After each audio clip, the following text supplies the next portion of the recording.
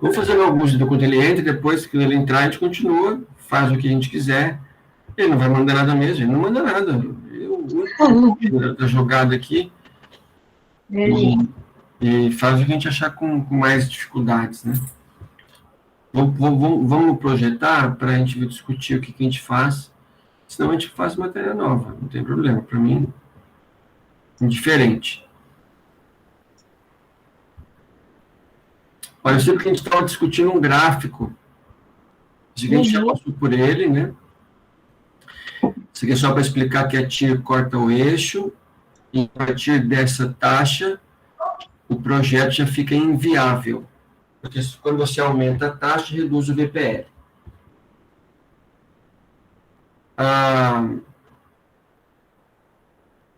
Esse a gente já fez. Vou fazendo aqui alguns, então. Esse aqui, ele explica um pouco a ideia do que é a taxa interna de retorno. O que vocês têm que saber sobre a TIR é uma ideia bem simples. Primeiro, em termos matemáticos, TIR é a taxa que faz com que o VPL fique zero.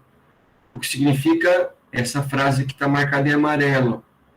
Então, a TIR é o ganho percentual do projeto e que faz com que o investimento inicial e as entradas de caixa descontadas sejam iguais. Então, se eu pegar as entradas de caixa descontadas, e quando elas se igualam ao investimento, é porque eu usei para descontar as entradas de caixa a TIR como taxa. Tá? Não é a letra A, porque a fala que é tempo de recuperação, não é a letra C, porque diz que é unidade monetária, a TIR é porcentagem, não é também nenhuma proporção entre duas grandezas, e também não é uma medida de risco. Então, TIR é uma taxa de ganho percentual que você vai calcular do projeto. E o cálculo da TIR independe da taxa da empresa, independe da taxa de desconto. O fato de você mudar a taxa de desconto não muda o valor da taxa interna de retorno. Pode mudar, melhor, muda o valor do VPL. Então, se eu mudar a taxa, o VPL muda. Se eu mudar a taxa de desconto, a TIR não muda, porque a TIR é uma taxa interna do projeto. Tá? Então, 7 é para fazer isso aqui. Aí fala assim, olhando esse gráfico, vamos tocar nos exercícios aqui. Se tiver alguma coisa muito fácil, me avisa vocês duas aí.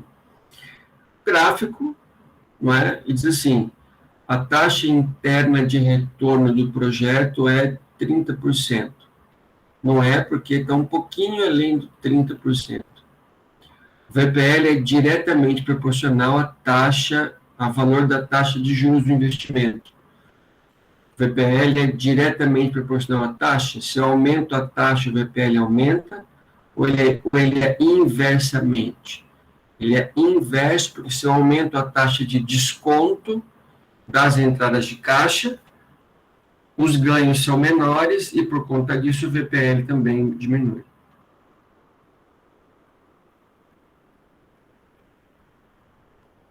Vamos tentar, sem ver a resposta, saber se a alternativa 1, 2, 3 ou 4, cada uma delas é certa ou errada. Tá? Quando pela sua resposta, fica muito fácil para a gente. Vamos lá, me ajudem vocês duas aí. Então, levando em conta o VPL, que é uma ferramenta de avaliação de investimentos, constata-se que o projeto P, essa linha mais escura, é o melhor investimento para as taxas de desconto de 0 a T1. De 0 a T1, o projeto P é o melhor projeto? De 0 a T1, não. Porque no intervalo de T0 a T1, um pouquinho mais que T0, o melhor projeto é o projeto Q.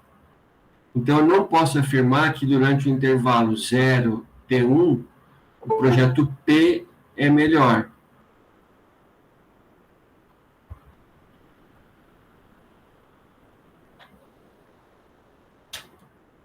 Quem chegou? Nem vi. Andressa?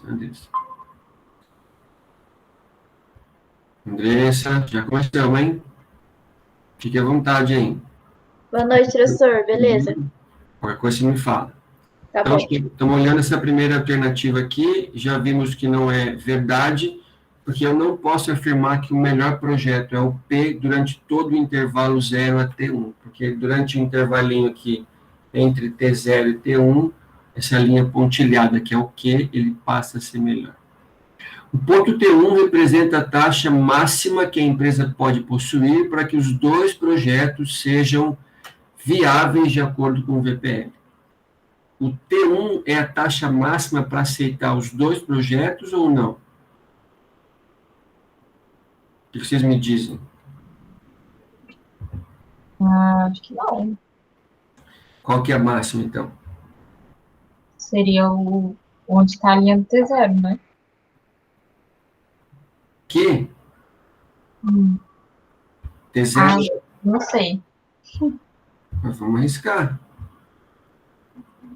Ó, olhando o gráfico, o que ele está perguntando especificamente? Esse gráfico é o produto de uma certa taxa que você rebate para chegar a um certo VPL. Então, todo ponto aqui tem uma taxa. Ó, se fosse o ponto aqui, T0. T0 e tem um certo VPL que rebateria aqui, ó. Pá. Tá?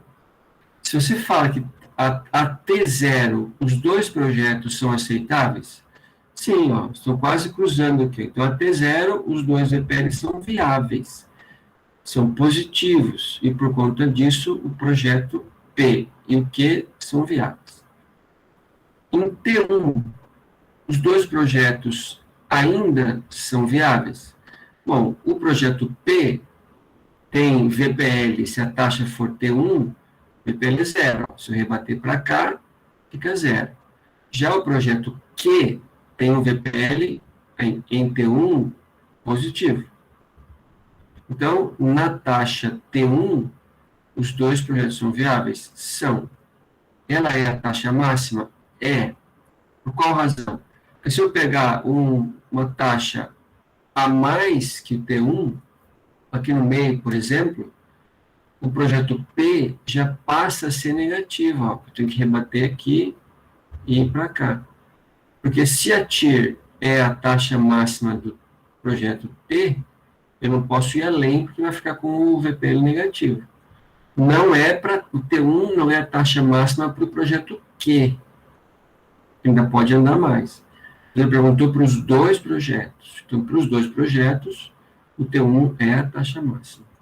Então, o número 1 está errado, né? Vou botar uma mensagem de vermelho. E o 2 está certa. A taxa interna de retorno do projeto Q é T1? Não, né? Porque a taxa interna de qualquer projeto é onde corta o eixo horizontal. Para você rebater aqui e virar zero. Então, a taxa T1 é a TIR do projeto P, de pato, não de Q, de queijo. Então, está errado aqui o número 3. Opa. Errado. Os dois projetos possuem o mesmo valor de VPL para uma taxa igual a T0. Sim, né? Ó, onde as linhas se cruzam, então aqui está verde. Então está certo, 2 e 4, 2 e 4. Beleza? Hoje eu vi alguns cálculos de TIR. A gente vai calcular no Excel. Vamos calculando no Excel. Você tinha chegado aqui, Eduarda, ou não?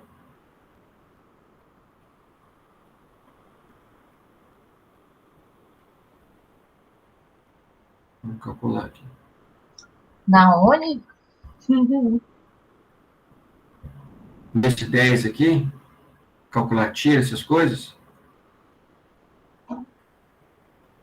Ah, eu acho que a gente fez esse já. Não, eu não fiz, não. A gente fez na aula passada, eu acho. Será esse aqui? Só os meus valores ali, ó. Onde que eu parei, então? Aqui? Tá, esse aqui eu não fiz, tem IBC aqui.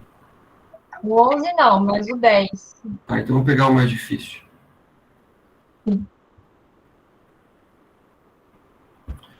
gente não vai fazer todos, não, tá? Senão a gente vai ficar muito perdendo tempo. Fazer um de cada.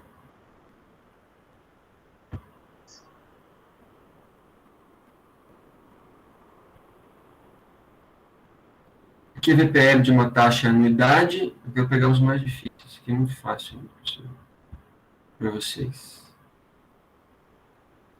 Ah, quero pegar um desses aqui de... Todo mundo sabe fazer VPL Tier, né? Alguém tem dúvidas? Posso passar para o CMPC? Vocês que estão aí, vocês Vamos. então vamos. Esse aqui já é a última etapa que nós vimos, que é o CMPC, que é o cálculo do custo médio de capital, né? Que é aquela taxa que vocês justamente vão usar para calcular se o projeto é viável ou não. Nesse aqui é para a gente calcular o CMPC. Para calcular o CMPC, bem fácil. Vamos calcular aqui.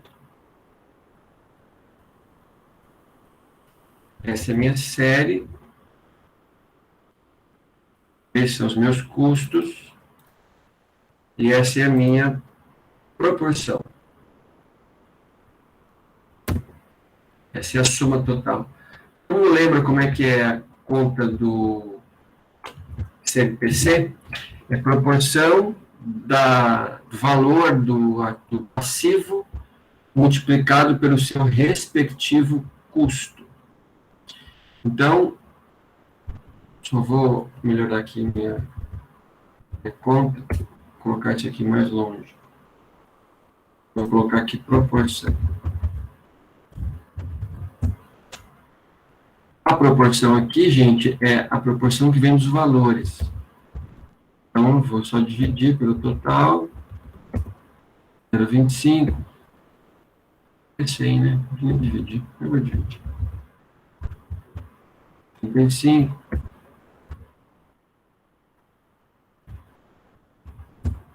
Beleza. Agora eu multiplico 0,25 vezes 12. Somo aqui com todo mundo. E o meu CMPC vai ser a soma desses três, 11,8%. É o que vocês têm ali, 11,8%. É o mole, né? Tá? Aqui é a mesma coisa, só que vamos marcar um xizinho correto. Se você faz 60, 40 com a discussão sobre os custos,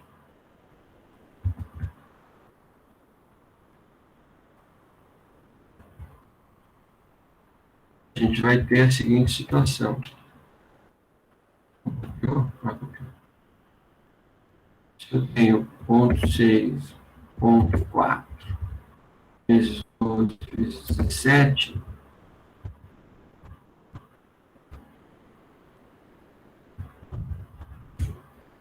eu tenho que o CMPC é 14%. Concordo? Aí diz assim, o projeto deve ser rejeitado porque a TIR é menor que o CMPC. A TIR é 10%, o CMPC é 14%. Então, eu ganho 10 para gastar 14, ou gasto 14 para ganhar 10. Então, também não compensa. Deixa eu achar um mais difícil aqui. Mais um, eu vou explicar a alavancagem para vocês. Bom, o custo médio ponderado, gente, na realidade, o que ele é? Ele representa os custos do capital próprio e terceiros. Acabou. Acho que nem tem muita coisa para fazer, não. Isso aqui já é alavancagem. Eu vou partir para cima. Tudo bem, aqui acho que só isso. Nada muito difícil de calcular CMPC. Podemos para frente? Alguém quer fazer alguma pergunta dessa lista? Vou explicar matéria nova. Vamos, tá tranquilo para mim. Então vamos. Andressa e Poliana, tudo tranquilo?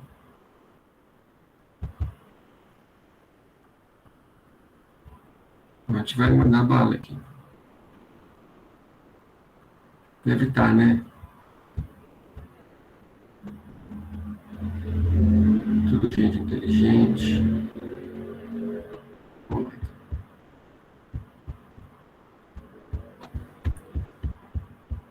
Vamos trabalhar com o próximo capítulo, 12. Deixa eu ver o que é o 12 aqui, se eu lembro. Esse já vimos.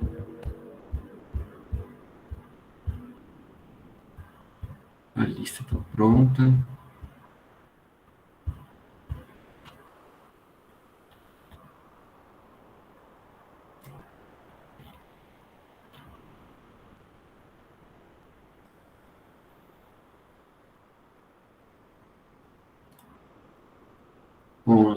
Onze já vimos que é o custo de capital.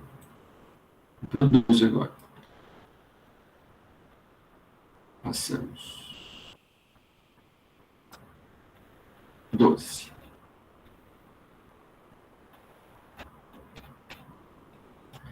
Vamos lá. Alguém já ouviu falar no termo alavancagem? O que uma alavanca faz, hein, gente?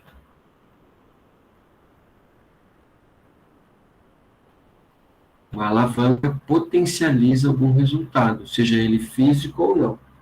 É uma alavanca para você carregar peso de alguma maneira. Uma alavanca para você aumentar o seu dinheiro, por exemplo. Então a gente vai discutir aqui, o que é alavancagem, tá? Qual é o fundamento básico da alavancagem? Estão vendo o que eu estou vendo, né? Que é o livro. E como é que ela funciona aqui nos dados? Bom, a gente está discutindo a partir de agora a ideia de como manter uma estrutura de capital mais barata, mais comportada, mais razoável, porque o benefício principal de uma estrutura de capital mais bem feita é que você vai ter um CMPC mais baixo.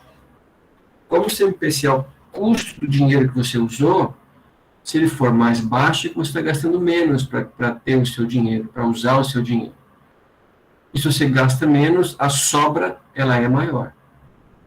Tá? Então, tentem entender e gravem essa perspectiva. Bom, a alavancagem potencializa. Lá na estrutura de custos que a empresa tem, eu tenho lá uma linha que a gente vai discutir, que é a linha das receitas. Então, essa linha aqui é a venda.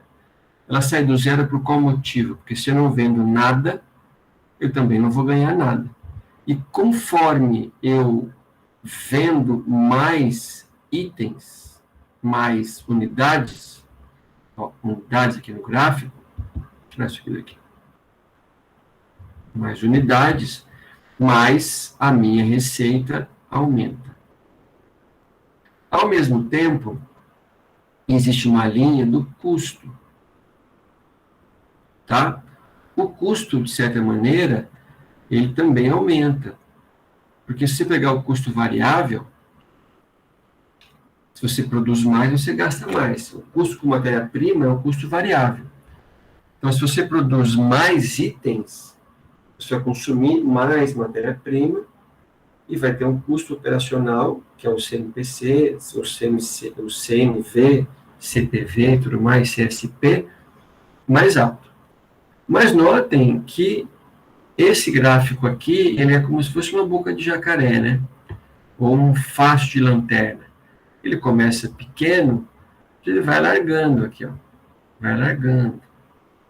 Então, se essa empresa continuar nessa mesma perspectiva, de aumentar as vendas e ter um custo mais comportado, a margem que ela tem vai aumentar. Porque nem todo custo sobe com as vendas. Bom, se nem todo custo sobe com as vendas, ele é um custo fixo. Está aqui, ó. Por exemplo, aluguel. Então, independente de quanto você vende, o aluguel é o mesmo. Até pode ser aumentado por algum outro motivo, mas não pelo aumento das vendas. Tá? Bom, o que nos interessa é essa margem que está aumentando aqui, ó, que eu estou mostrando com o mouse. E vale para cima e vale para baixo também. Tá? Nesse caso, o que importa para vocês? Que isso aqui que está abrindo é a alavancagem. É a chamada alavancagem. Então, eu vou vendendo mais e por conta deste custo fixo, a venda aumenta mais rápido que os custos. Essa linha embaixo é a linha do meu custo total. Quem é o custo total? É a soma do custo variável, que nem aparece aqui, e o custo fixo. Tá? Em algum momento você vai encontrar o ponto de equilíbrio. Nesse ponto de equilíbrio, a receita e os custos são iguais. Então, não ganha nada.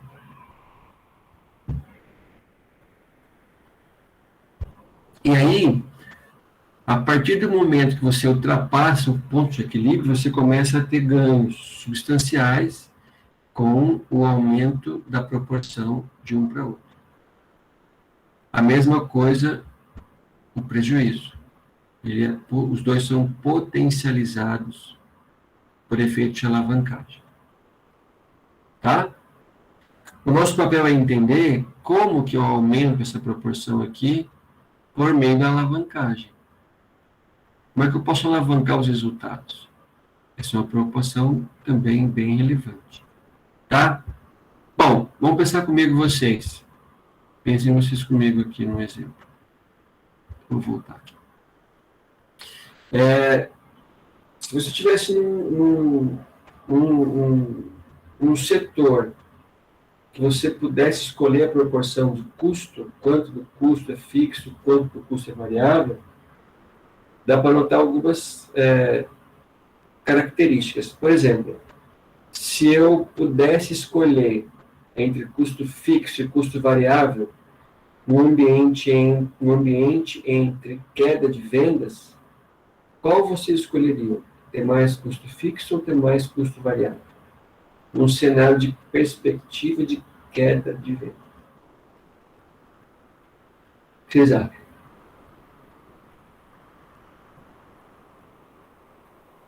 Uma perspectiva de queda de vendas, se a empresa pudesse escolher, eu compraria mais custo fixo ou custo variável?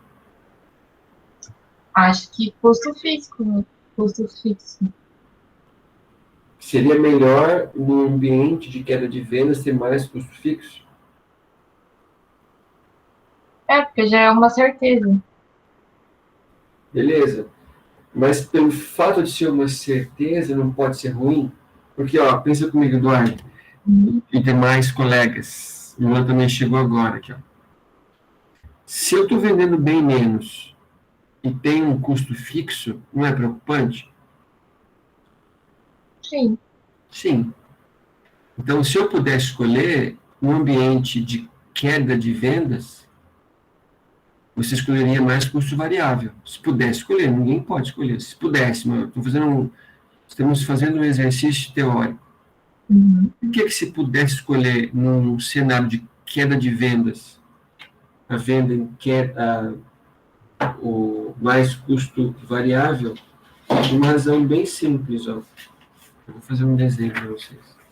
Mas aí o risco seria pagar mais o custo fixo, não o custo variável.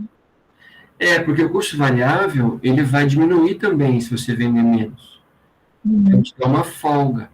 O custo fixo não vai mudar pelo fato de você vender menos. Sim. Então, se você pudesse escolher, também, estamos num campo aqui do hipotético. No cenário de queda de vendas, seria bom ter todos os seus custos como variáveis. Entendi. Porque se minha venda está caindo, o meu custo vai cair também. Se o custo cai, você pode manter uma margem mesmo a um preço mais baixo. Tá? Agora, se é um cenário de venda em alta, é bom ter mais custo fixo ou é bom ter mais custo variável?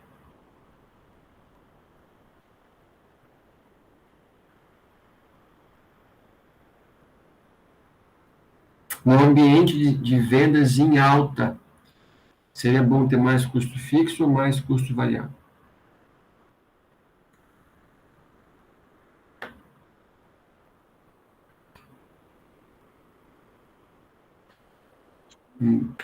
O variável, se ele diminui junto, ele vai aumentar junto, né? No cenário de aumento de vendas, é melhor ter mais custo variável do que custo fixo?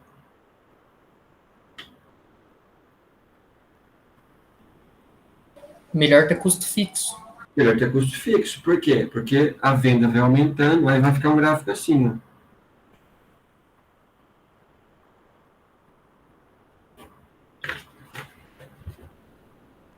A venda é a linha contínua e o fixo é a pontilhada. Se eu estou vendendo mais e puder garantir isso aqui por um bom tempo, é bom ter custo fixo.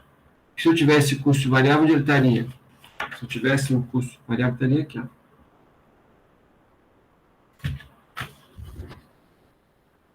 Estaria aqui. Ele sobe menos que a venda, porque ele é a soma do custo fixo. Não é? Só que é menor. Isso aqui nunca muda. Por isso que se pudesse escolher, era bom, no ambiente de queda de vendas, ter todo mundo como variável, os custos, e no momento de alta de vendas, seria desejável que todo mundo tivesse um outro tipo de custo. Tá? Então, essa é a ideia. Vamos para o livro agora ver o que é alavancagem mesmo. Cadê?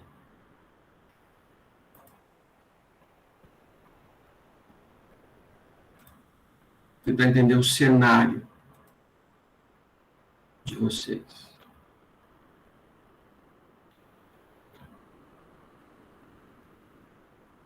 Aqui, tem alavancagem.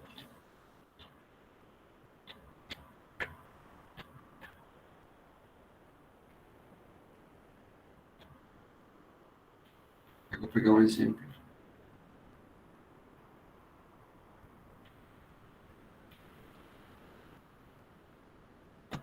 Aqui. Isso aqui, gente, é o que nós chamamos de alavancagem operacional, que é a parte de cima do balanço patrimonial. Tá? Vamos supor que nós temos 3 cenários. O mais provável, onde você vai vender 1.000, o melhor, 1.500 ao todo, e o pior, 500 ao todo. Esse é o cenário. Tá? Bom, como é que eu vou descobrir a alavancagem? Existe uma fórmula chamada grau de alavancagem, mas vamos entender primeiro o que é alavancagem. Se eu reduzo, em tese, o valor das meus preços, em tese, todo mundo deveria cair a mesma proporção. De 500 para 1.000, quanto que aumentou? Dobrou ou não dobrou? 500 para 1.000, dobrou. De 1.000 para 500, que é a base, menos 50%. De 1.000 para 1.500, mais 50%. Tá bem? E onde está a alavancagem aqui? Está aqui no final, ó. Se eu pegar de 1.000 para 500, houve uma queda de 50%. Só que se eu pegar de 2.500, que é o meu lajeiro, e comparar com 0, houve um aumento de 100%. A mesma coisa vale para o outro lado. Então, se eu pegar as minhas vendas e aumentar 50%, tudo ser ajustado e calculada, teria que ter o mesmo valor aqui. Mas voltando, de 1.000 para 1.500, que é a proposta do caso 1, aumento de vendas, os outros, todos, aumentaram na mesma proporção, 50%. Então, 10 mil foi para 15, 500 foi para 7.500, e 2.500 por 2.500. Então, tem que perceber essas questões aí. A gente fica muito dependente. Tá? Para quem depois quiser não olhar pelo gráfico, a fórmula fica paradinha aqui. Tá? Bom, vamos lá para o exercício. Então, quer dizer que a alavancagem significa que parte do seu custo não mudou e você então consegue fazer um levantamento muito mais próximo dos resultados que você tem. O passo 1 é saber se a alavancagem existe ou não. O passo 2 é saber qual é o grau que ela exige, para ver se teve algum problema. Mas, como é que eu vou identificar isso tudo? Como é que eu vou ter benefício disso tudo? O ponto focal primeiro é o meio aqui. Então, você pode, a partir de 1.000, transformar em 1.500 e de 1.000 transformar em 500, para ser calculado passo a passo. Tá? 0, 2.500 e 5.000, esse resultado que tem nos dados inteiros. Vou só pegar mais um exercício aqui. Aqui é a mesma coisa, tá, gente? Eu tenho 2.500 de resultado, 5.250 e assim vai. Tá? Como é que eu sei que tem alavancagem aqui? Quando a proporção do ativo, a variação de uma conta daqui de cima é maior ou menor que aqui de baixo. Então, tem alavancagem? Tem. Como é que eu sei? Porque uma redução de 50% aqui, para chegar no mesmo vendedor, aqui aumenta 110%. Aumenta muito. Acho que ninguém quer ali, quase. Tá? Isso é alavancagem. Tem que fazer o quê? Calcular o grau. Como é que a gente calcula o grau de alavancagem? A gente vai dividir a variação percentual de baixo, que é da parte do agir, sobre variação percentual de cima. Então, quanto é a primeira aqui? Primeira, a condenação aqui foi quando? Achei para mim aí. Eu vou fazer de um lado só, porque vale para os dois lados, tá? 10.000, 5, 2,53.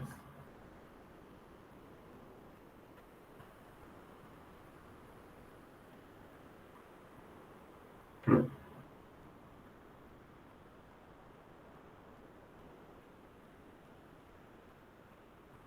Vamos lá. 110. Se eu dividir 110 por 50, quanto que dá?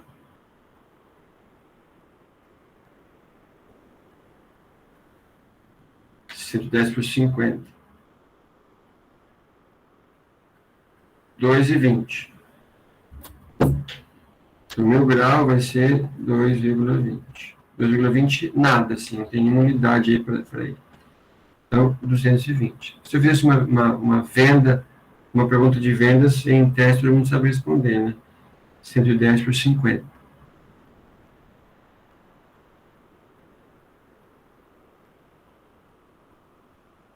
Tá? Bom, como é que eu posso entender uma alavancagem de grau 2,2? Que é esse exercício aqui. Vou pegar o mais exato, o exemplo anterior. Aqui, ó.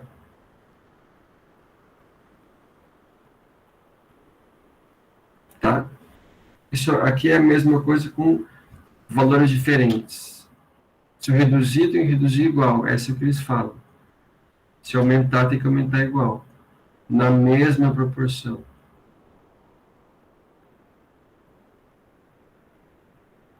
Tá? E aqui é a fórmula do Lager. Agora, qual que é o uso disso no nosso dia a dia? Alguém consegue explicar? Qual seria o uso para o negócio identificar a raio?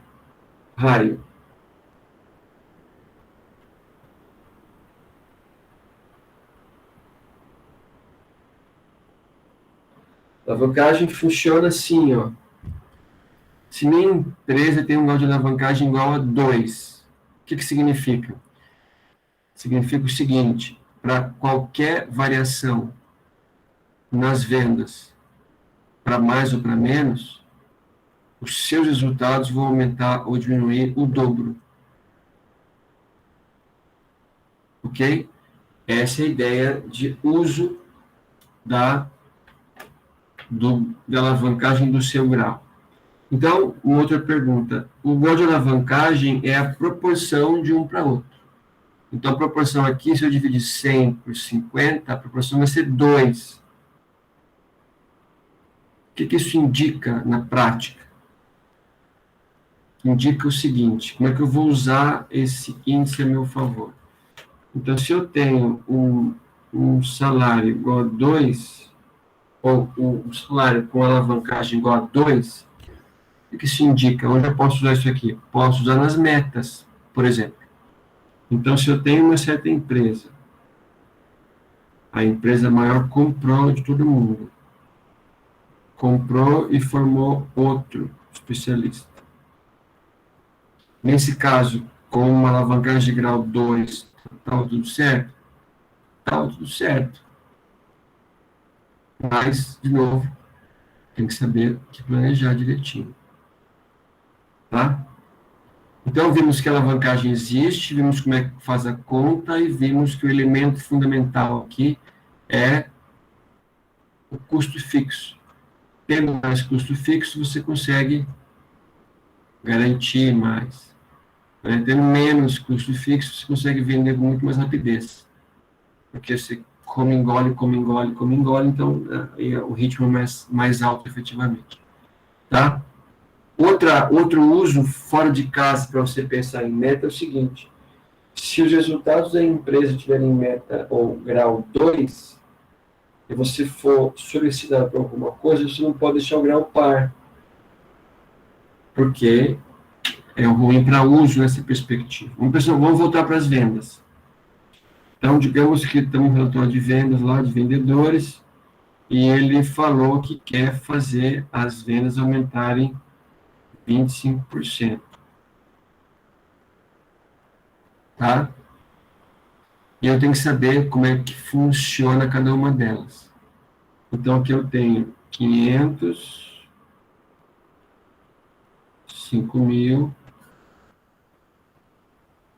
1.000, 5.000,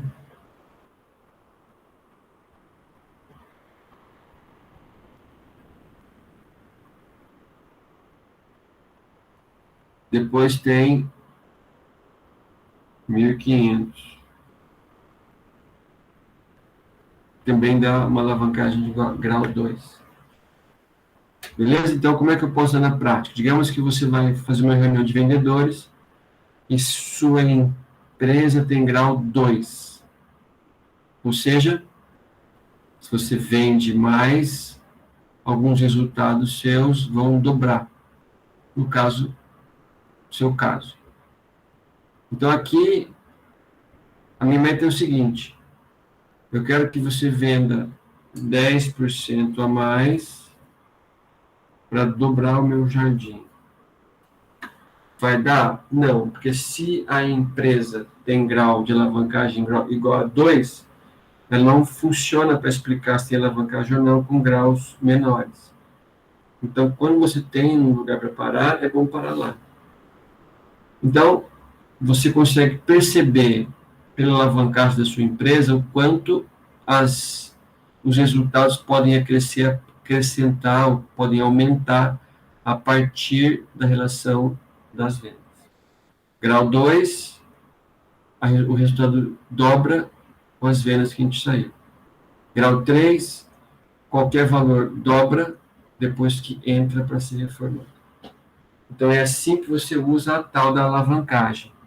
Você alavanca um potencial resultado com base no elemento fundamental em alguma coisa fixa. Nesse começo aqui, nós chamamos de alavancagem operacional. No meio, tem mais balanço aqui. Não vai ter. No meio é um valor menor, então você consegue caber ali. E os outros dois são maiores. Então você precisa pensar qual é a estratégia para você passar por eles. Tá? Mas essa é a alavancagem. Vamos fazer um exemplo de alavancagem para ver como é que vocês estão. Mesmo que vire uma vez só, mas já dá para ter uma ideia do que é alavancagem. Cadê o onde começa aqui?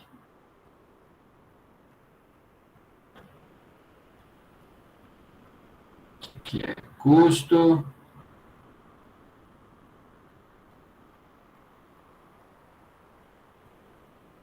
amplitude, onde alavancagem,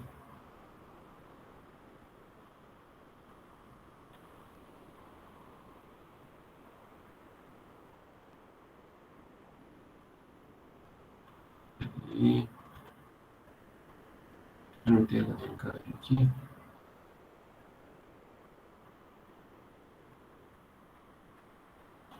Não tem. Vou fazer isso aqui.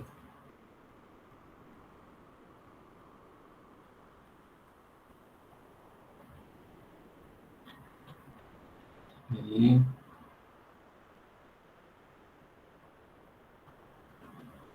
aqui, ó. Antes para alavancagem, vamos fazer o 12.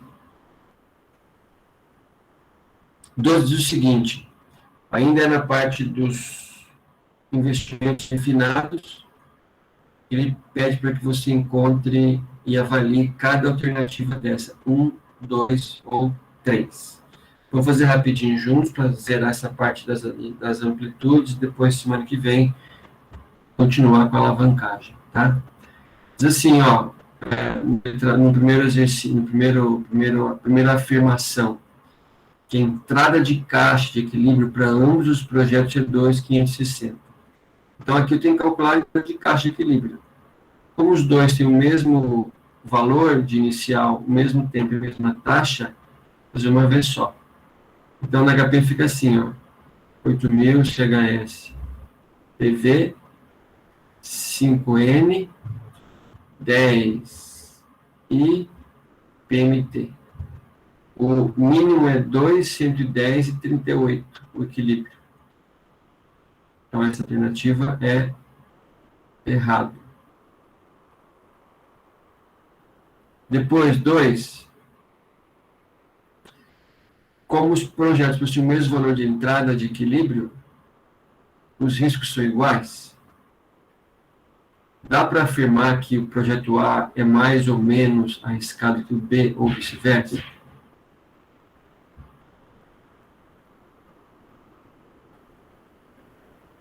Dois, como os projetos têm a mesma entrada de caixa de equilíbrio, dá para afirmar que o risco é igual para os dois?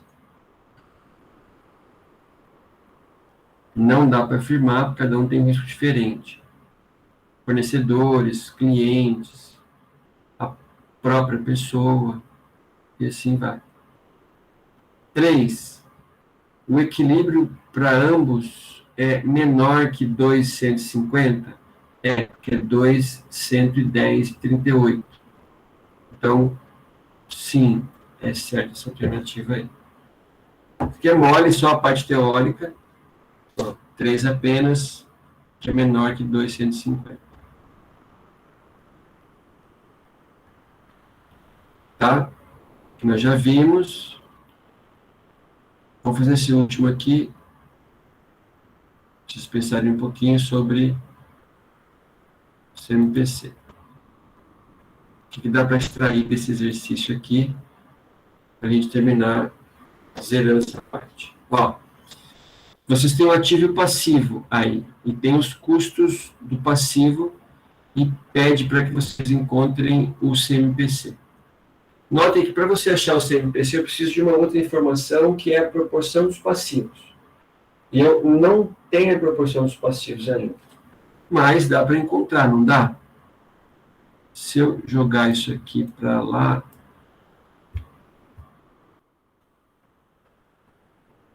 tá? Se eu colocar só o passivo aqui, o que vai dar, hein? Aqui não vou mexer nada, vou mexer só na proporção aqui, ó. O passivo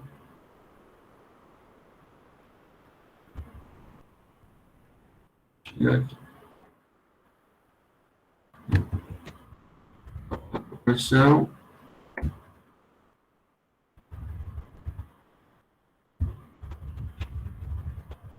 primeira proporção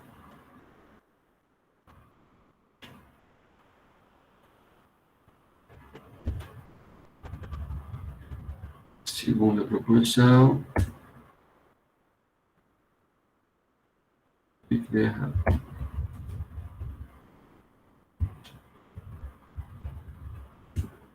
Tudo certo.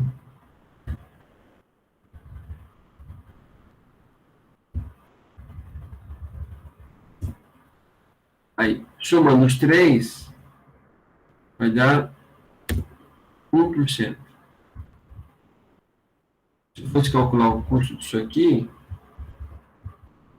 só multiplicar, né?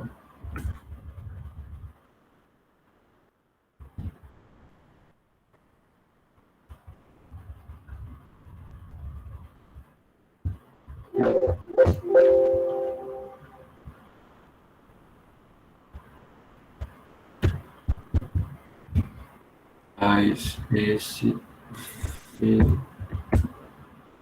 vezes esse, primeira multiplicação, primeira proporção, dividido, dividido 1.500 dividido por 5.000 e 1.000 dividido por 5.000. Essa é a proporção. Aqui.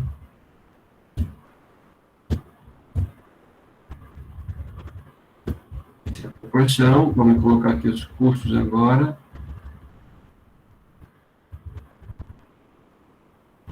Só multiplicar.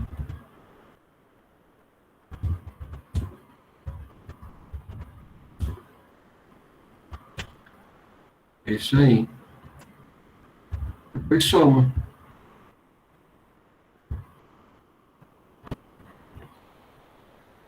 Tirar essa porcentagem aqui vai ficar mais fácil.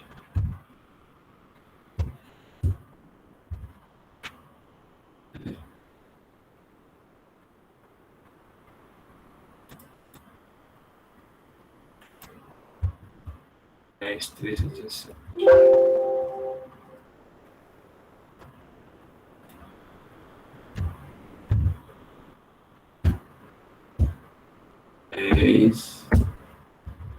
Deixa eu tirar essa formatação aqui.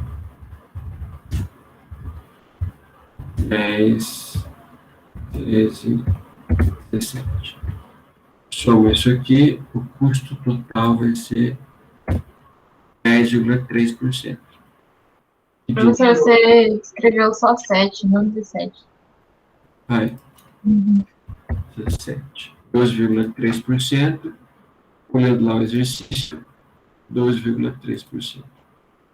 Tá? Se eu tivesse que desenvolver um projeto aqui, qual é a rentabilidade mínima que ele deveria ter para eu implantar? Qualquer projeto aleatório, qual seria a rentabilidade mínima que eu posso ter para aceitar o projeto? Qual é a taxa TIR mínima que eu preciso ter para aceitar o projeto? Ou, no caso, a TIR máxima.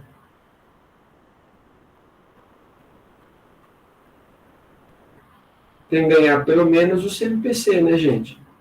Então, qualquer projeto de investimento tem que, pelo menos, ganhar o CMPC. Quando isso acontece, aí eu estou dizendo para vocês um outro braço que as finanças estudam, é a ideia da criação de valor, que é quem tem uma SA, quem avalia uma SA, vai notar que tem um tal de DVA, demonstração do valor adicionado. Então, se eu consigo constantemente aceitar projetos ou investir em projetos rentáveis, você tem uma melhora no seu perfil de analista, nessa perspectiva aí. Tá?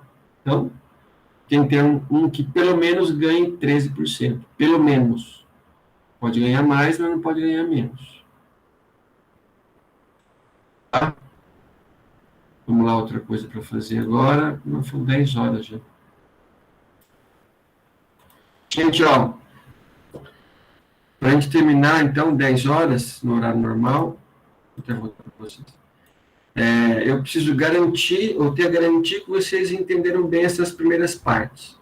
Então, eu passei um primeiro panorama para vocês de alavancagem, que é o seguinte: uso do custo fixo. Trocando em miúdos, é assim, quando o lucro aumenta numa proporção maior que as vendas, tem alavancagem. Por exemplo, a venda aumentou 10%, mas o lucro aumentou 20%, aumentou o dobro.